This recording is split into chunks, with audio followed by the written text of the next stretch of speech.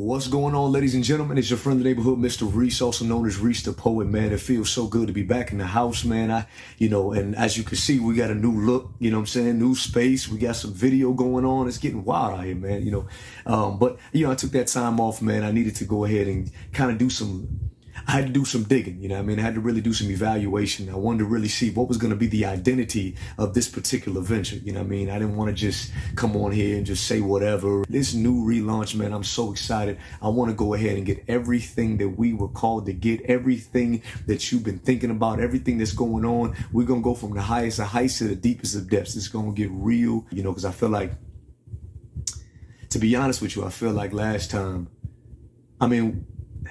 we got real, but I feel like there was so much more to be said. I feel like there were so many different topics that we could have expanded on. I feel like there was, I had to really check myself. I had to do my own soul searching and really identify who am I supposed to be, and what am I supposed to tell you? How much of me and my opinions and my thoughts need to be in the message that is conveyed in my content? So anyway, I'm feeling good. I'm excited. I'm in a great place. Because one of the things I realized that in order to be truly effective, you have to be truly authentic. Because a fabrication or a limited version of yourself will only take you so far. It will only last so long. It's kind of like cubic zirconium, you get that at first when you get it, you think, oh man, that's kind of sweet. When you're young, you think it looks good and it's sweet, but the reality is it's not the genuine article. And so as time progresses, it will wear down, it'll turn green, it'll mess. It's not going to be everything that you want. It's not going to be everything that you need, and it's not going to last. And that's kind of how I felt. So let's get into it. My name is Mr. Reese, also known as Reese the Poet. If you don't know, it's nice to meet you. If you do know, what's up? Welcome to the REESE SET.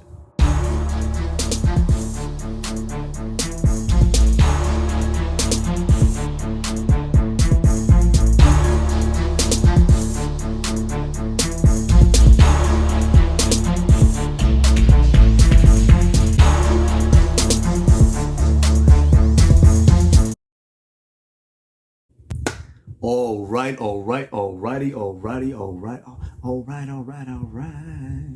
Anyway, alrighty then. What movie is that? You don't know. All right. Ace Ventura, Pet Detective. If you don't know, then I'm sorry. You didn't live, clearly. But anyway, I want to get serious, man. So I got to be honest. To say that I'm totally happy would not be true. And it's not that I'm not happy because, personally, my life is not good. No, it's not that. It's our world is upside down right now. And the interesting part about it is like, I'm not surprised because, my personal beliefs, I believe that this is all written here. This is no surprise, but at the same time, what makes me upset is the state of our culture. It's the state of our nation. It's the mindsets. It's the absence of critical thinking. And mind you, am I going to say that I'm some kind of expert in all? None of that. I'm not. Every day I'm trying to learn something new. Every day I'm trying to expand my mind. But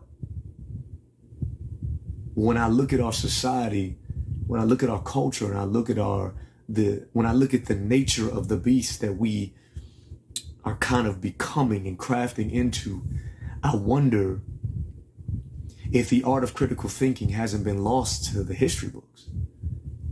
I wonder if it seems as though people have, it's like what Patrick Henry said in his Give Me Liberty, Give Me Death speech, if you don't know. He says, one particular line, he says, we are apt to shut our eyes to a most painful truth. The war has already begun. And I believe that so many people right now, because of all of the things going on, because of the, pandemic, and we had the racial tension, we had all of that stuff that just kind of rose up and coincidentally has dissipated. COVID, obviously, we still got this kind of pandemic thing going, but a lot of these social issues seem to have, gone missing, and this is just me being from an objective perspective, just observance. It seems as though a year ago you would thought we were on the verge of civil war, protests, and anarchy, and all kinds of, the words like insurrection were being thrown around. And I've had conversations with people saying burn it all down. I mean, we seem to be on the edge of some type of dystopian future, and then all of a sudden it was gone. And I wonder what happened.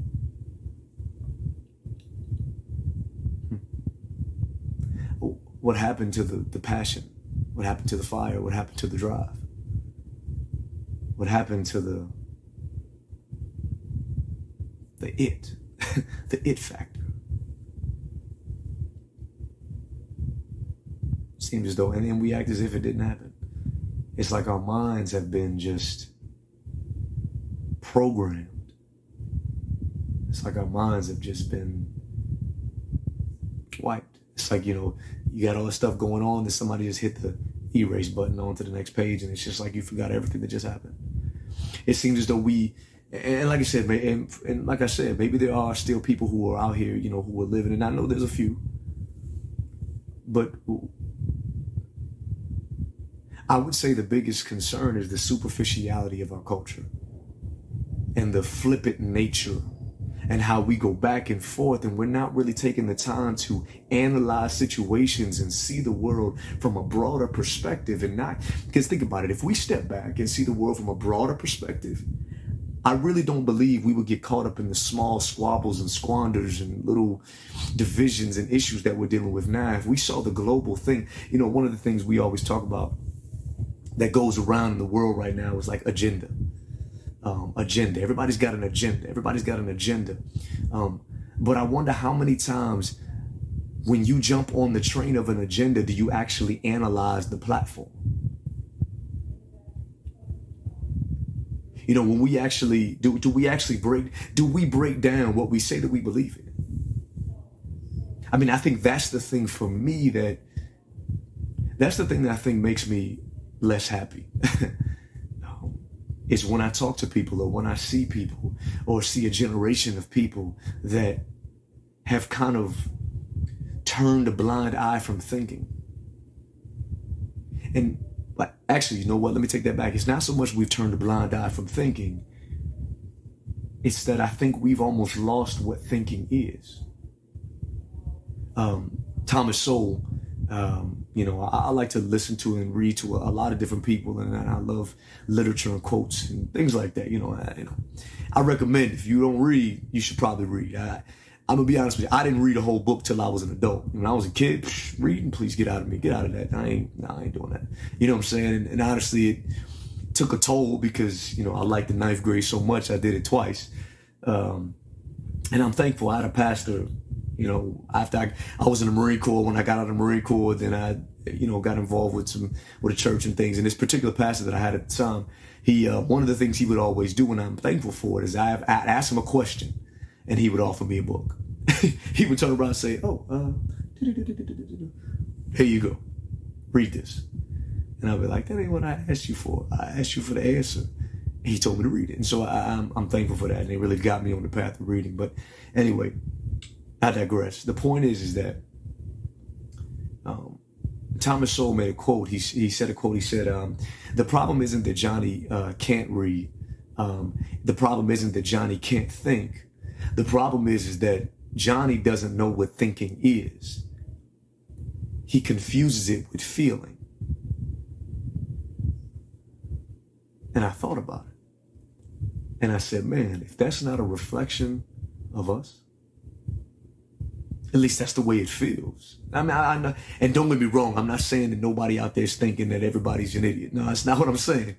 But I think as a whole, unfortunately, we have been conditioned and programmed to operate with this feeling over facts mentality. I mean, that's reality.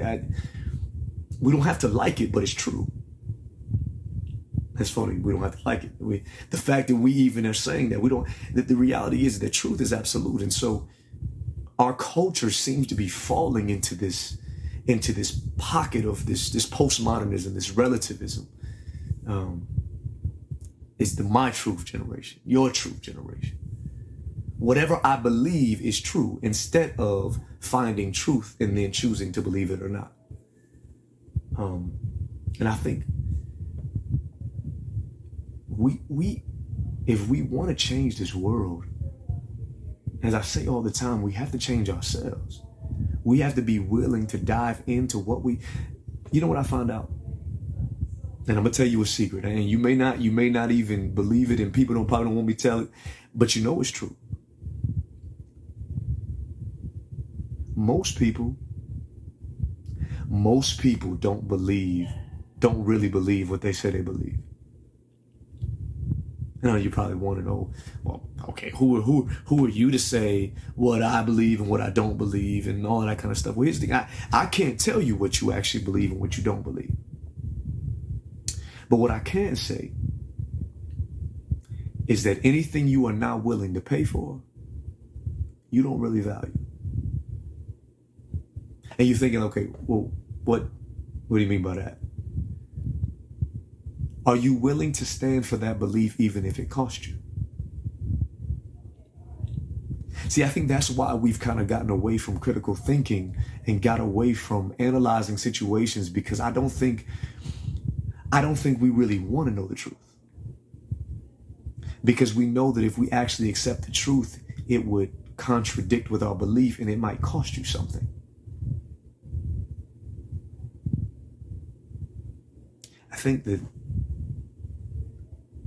I think we've come to a place in our world, in our society, where it's cognitive dissonance, right? But it's like self-inflicted cognitive dissonance simply because we avoid the truth. I know people ask the question, okay, well, all right, Reese, well, if you're so smart, what is the truth? Well, I mean, that is a whole nother conversation. And that is a deep conversation that many could debate and argue. But I would say this, if we're trying to identify truth, we have to remember that truth is absolute, right? So truth doesn't change. This is critical thinking. Like we have to identify the fact that truth is absolute, and anything beyond that is opinion. It's a belief. It could even be an experience, because when we talk about my truth, it's always based off of my experience. And although your experience may be true, it's something that happened to you. That does not mean that it represents the truth of what the nature of everything is. For example, if you like apples, right? I don't like apples. Now, if I were to say I don't like apples, because if I say I had a bad apple one time, that means all apples are bad. Is that true? Can both things be true? No, they can't. Because you can't assume that all apples are bad. They may be bad to you, but that doesn't mean they're all bad. You see what I'm saying? You can't make a definitive statement based off of your experience. And that's why you cannot take truth and make it your own, because truth is objective. It cannot be changed. The truth is your belief and experience and your opinion, and everything else is not. Those things are subjective. Those things can change. Those things can fluctuate. Truth cannot change. And I'm sure people will probably argue and go back and forth and, well, that's not true, and there you go again. That's not true. Well, I mean, I don't know what to tell you, because that is reality. The fact of the matter is, another example would be, I factually am a man, right? I am a male, you know what I mean? Last time I checked, you know what I mean? I am a male. That's a fact. I can't, that is a fact. I cannot deny that. However, anything beyond that, from that point, once we establish that this is the fact, from that point forward, now I can choose to do whatever I want. I can live how I want. I can think how I want. I can do all of these things, but that doesn't change the fact of the matter. You see what I'm saying? And no, this is not some type of statement of against LGBTQ or QIA, or this isn't any of that. This is simply, I want us to take an opportunity to think. I want us to take an opportunity to really analyze and I want to lay the foundations before we really dive into some different concepts. Before we dive into some different opinions or beliefs. In order for us to truly be effective, we have to have a baseline. We have to have a solid foundation. Because if we don't, then we'll be moving the posts. We'll be moving the goalposts. We'll be building a house on sand. My goal is for us to get back to this place of critical thinking. To maybe challenge our perspective. Just a little bit. Just challenge our perspective a little bit.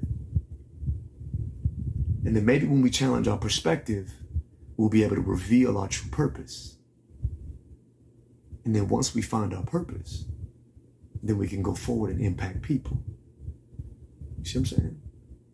It kind of all goes together, but it starts with here. It starts with your mind. It starts right there.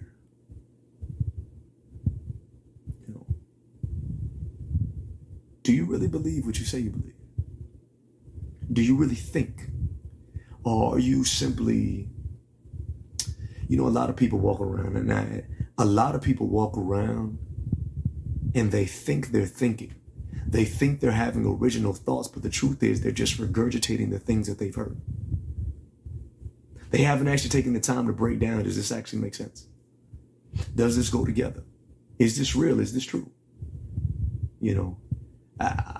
One of the things I tell people all the time is I try to be as objective as possible. I try to be very, okay.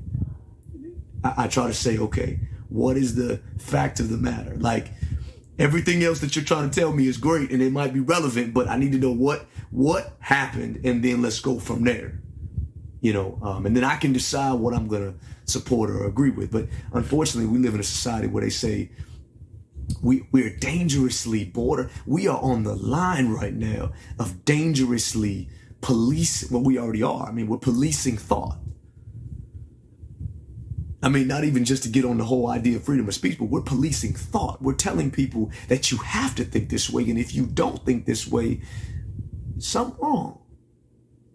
And that is so dangerous, because the reality is, whether you like it or not, and I say this all the time, this is still the land of the free. And one could argue that. And you have a right to think how you choose to think what you want to think. You have a right to do that. No one can tell you what you can or cannot think. I don't care what side you stand on. That's wrong. Period. You can't tell me what I can think. You cannot put words in my mouth. But so many people, unfortunately, as a society, we have walked so far away from thinking, and we've walked so far away from actually taking the time to analyze and break things down and actually see, does this make sense? Does this not make sense? Do I really believe that? Am I willing to put my life on the line for that? Because we don't do that anymore, because we're not interested in that anymore. You see where we are. It's postmodernism, this relativism, it's this idea that it's whatever I deem it to be. That don't work. And then if you don't agree with me, then you got to go. That definitely don't work. There's a whole lot of regimes and countries and nations that we could talk about that do that very thing right now and have done it in the past, and it has led to some of the worst atrocities in history. And we're gonna dive into some of that. We are. Shoot.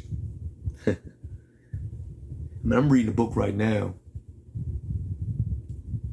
called Ordinary Men, and it details the story of the Reserve Battalion 101, which was the first German battalion that committed the first act of violence on the Jews, like physical, like murder. It kind of sparked the Holocaust, and it went from there. And one of the things that they said was, the book is written from the perspective of eyewitness accounts, right? And so one of the things that they said was, when they got into Poland, which was in the city in Poland, they all came into like an arc shape, and there was a guy who they really, they really respected. He was called the general. And so he comes out. These were not army. These were not military. Like, these were not like guys, but they had a guy they called the general, and he was in charge. And he steps out, and one of the eyewitnesses in the book, he talks about how he saw that he was physically shaking and looked ill. And the men around him were really not, they were not feeling it. Like, they were like, oh, they're nervous, they're scared. And he said that he came out and he made a statement. He said that basically, we have been tasked with a horrible thing. Like, this is what we have been called to carry. This is the campaign that we have been called to carry.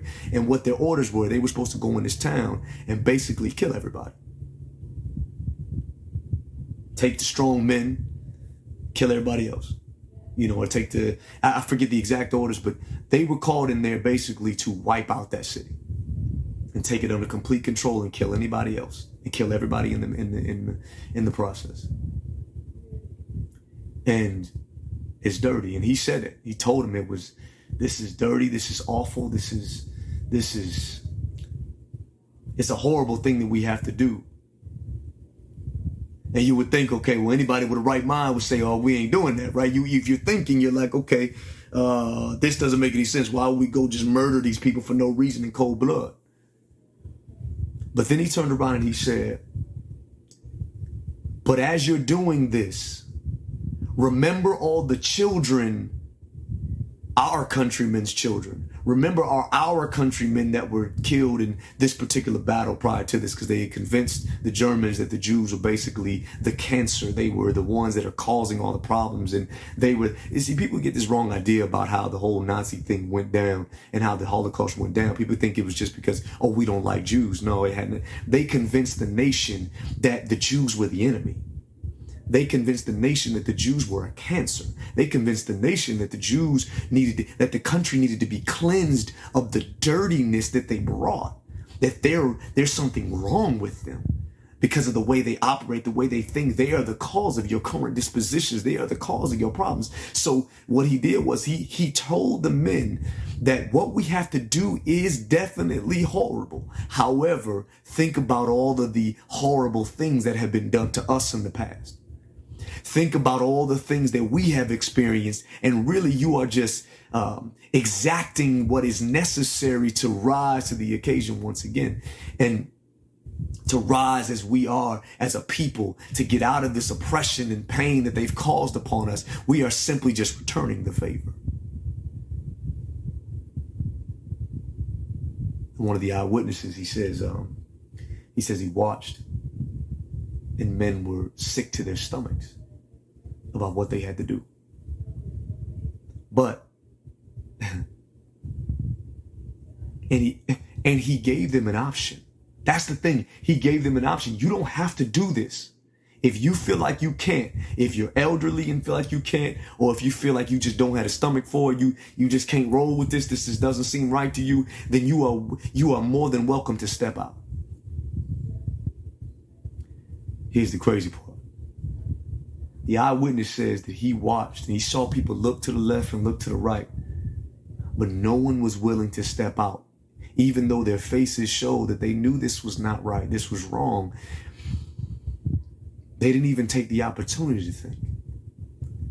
They didn't want to be the outcast. They didn't want to be the one that didn't fight for their pride, didn't want to fight for their cause. They didn't want to be the one that so that means that if you don't stand, if you don't fight here, then that means you don't fight for us at all. And I got to be honest, it sounds a lot like what we're seeing today.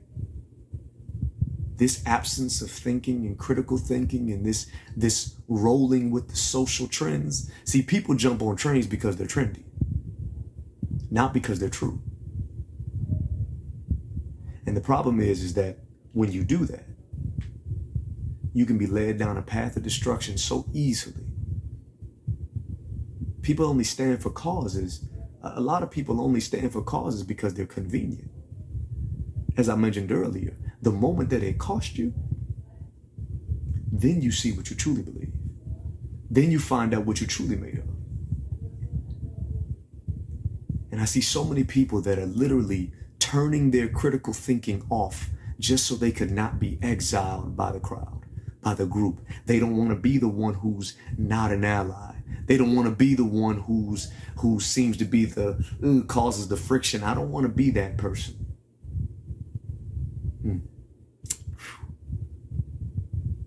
And no, am I saying that we're walking around here in Nazi Germany? No.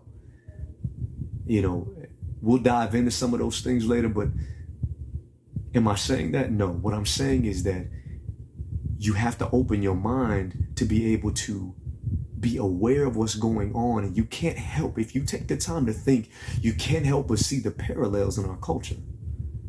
If you don't think or believe a certain way, then you get what? You get canceled. People's thoughts are being policed.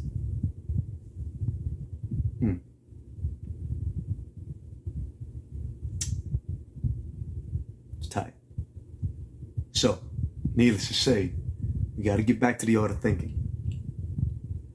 You know, and don't even get me started on the church. Oh, we gonna go there too. Tune in next time. I put it to you like this. I leave you one quote and then I'm out of here. It is so funny how the world offers us a collection of deep thinkers who do not believe. And the church responds with shallow congregations that don't think.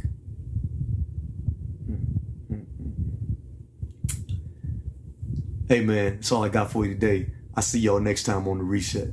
Don't forget to follow me on Instagram at Reach the Poet. It's about to get real. Hope y'all are ready. All right, y'all. Peace.